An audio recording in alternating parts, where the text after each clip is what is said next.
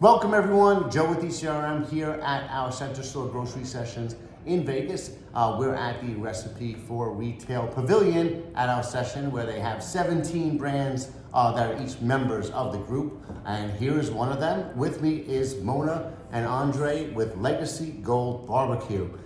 Thank you for joining us. And tell everybody about your company and the products, how it started and where you're at now. Thanks, Joe. Well, we are Legacy Gold BBQ, as Joe mentioned. My father, Pitmaster Bob Cooper, in 1965, he came up with a signature sauce that became the signature recipe for his line of barbecue restaurants in Jacksonville, Florida. These sauces were so popular, he had a dream of taking his sauces and getting them bottled in retail spaces. He went to heaven in 2007, and we have been working before his passing and since. And in January of last year, 2023, we got these sauces bottled and in the first retail stores. We are now in 128 retail stores and growing, spanning 6 states, and we're looking forward to what the future holds. So my dad's vision is being extended. Excellent. So can you take us through the products? I see we have them here. Sure. We have a mild, medium, and hot sauce. These are gluten-free sauces, no MSG, and they have no high fructose corn syrup. So not only is it a great sauce to taste, but it is good for you. So we believe that we're turning every backyard barbecue into a legendary feast.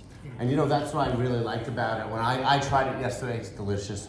And the fact that you don't realize how many barbecue sauces out there have the high fructose corn syrup.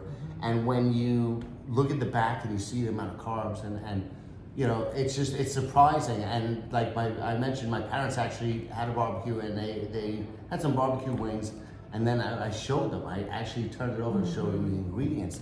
And you mentioned what you're sweetening it with, right? Can you talk about that? Yep, we sweeten it with molasses. So you don't get the high fructose corn syrup has been tied to so many illnesses, and a lot of the cheaper sauces, the more accessible sauces, the first ingredient on the list is high fructose corn syrup. So we believe you can make a good sauce that still has sweet and tangy ingredients, but also good for you. Yeah, and the molasses does give it a different kind of flavor. That, like you said, a little tangy, but it was really, really good. And then you have the 3 flavors here? Yes, mild, medium, and hot. And we have them also in travel size, 1.7 ounce travel size, our flagship 13 ounce. And we have half gallons and gallons. And now, is this a gift set that you do? Grab and go for your loved one, your friend. We do a lot of fundraisers as well. So schools and nonprofit organizations that have a cause that they want to underwrite, we come in with a great sweet package, and we package our product, and we give them a great portion of the proceeds. Excellent, that's really cool. Now you're part of the Recipe for Retail group. Oh, yeah. Tell us a little bit about how you've worked with them. Have they helped you prepare for your meetings here? What was that like? Recipe for Retail has been our lifeline. For years, I researched how to get our product into the market space, but it was always something missing, seemingly. And I met Monique and Chevalo, and they put all the pieces together with their digital course, and it's just a great network of people, like-minded folks, who are taking their products to the retail shelves. It's been great. Cool, and I see the community here, how tightly everyone's bonded, because I know you've all spent a lot of time together preparing for this, but also just on the regular weekly meetings, and then when I walked in, it's like a party in that room. It's, whenever, sure, you have your meetings, but whenever you're done with the meetings, everyone's hanging out and talking to each other, so you could really see the community and how everybody is willing to help everybody else, and then you'll have people that have a lot of retail experience, like Isan, helping people that may be new to the game, and maybe based on his experience, okay, this is what I recommend, avoid these pitfalls, because he's been through them, so it kind of helps everybody skip some steps, so jump over some landmines that might be out there along the way. So, so it's really great to hear that. And now, how's your experience with ECRM? This is your first time with us.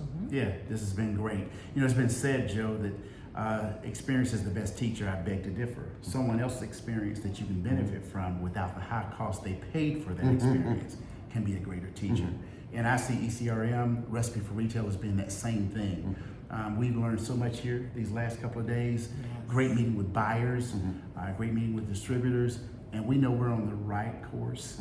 We made some great connections. We got some follow-ups to do, some deals that are in the works, and it's just been an exciting time, and we're glad we made the investment to come. That's awesome. I think you hit the nail on the head perfectly when you said it's all in the follow-up. Yes. It is. I mean, we're going to get you in the door. We're going to get you in front of that right buyer, but it's up to the brands to actually follow up. We'll give you some tools to follow up, but that's it, and it's a long game. It's you know, it's not going to happen in a month. It's you get conversations, more meetings, more conversations, more sending samples, maybe making some adjustments.